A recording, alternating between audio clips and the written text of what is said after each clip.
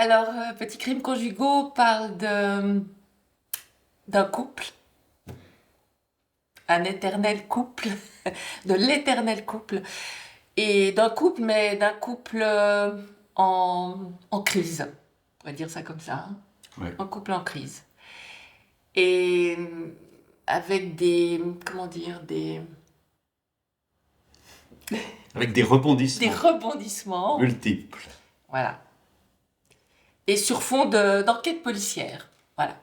Je trouve que la pièce est très bien construite parce que il y a une forme effectivement de suspense constant durant tout le déroulement de la pièce, avec des coups de théâtre, avec un fond qui a à voir quand même avec une sorte d'enquête policière, et puis qui est l'occasion aussi d'explorer un peu ce qu'a été le vécu de ce couple. C'est-à-dire quelle a été leur histoire d'amour, comment elle s'est transformée, et puis vers quoi on va, ça on ne le sait pas au début de la pièce, on le comprend un peu mieux à la fin, parce qu'effectivement il y a une succession de coups de théâtre au fil de la pièce qui maintiennent un suspense. Autrement, ce qui est particulièrement intéressant dans ce texte, Eric Emmanuel Schmitt a une langue très soutenue, c'est très bien écrit, presque un peu littéraire, mais ça colle totalement au personnage, parce que lui est écrivain, en l'occurrence, et utilise énormément le langage comme un outil de manipulation. C'est quand même quelqu'un qui est assez toxique, on dirait aujourd'hui, et qui a tendance, voilà, à manipuler sa femme, d'une certaine manière.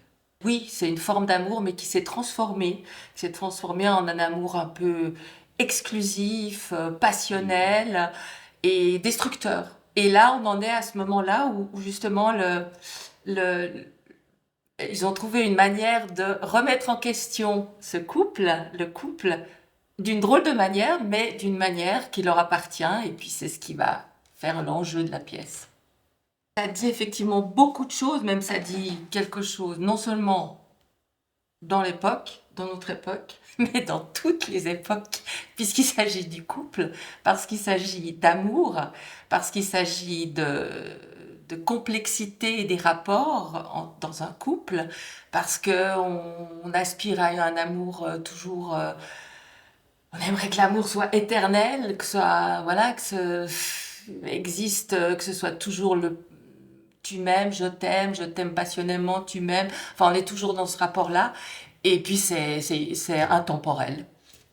Voilà.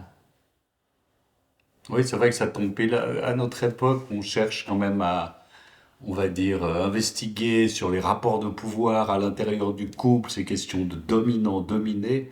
Alors là, on tombe évidemment pile dedans, puisqu'il s'agit de ça, que ce couple en crise va être obligé de remettre en question toute sa manière de fonctionner.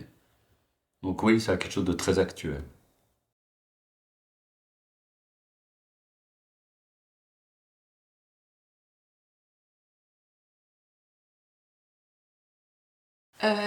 L'Ivoire Jacques, si tu devais faire une recette de cuisine, quelle recette de cuisine tu prendrais pour créer notre spectacle?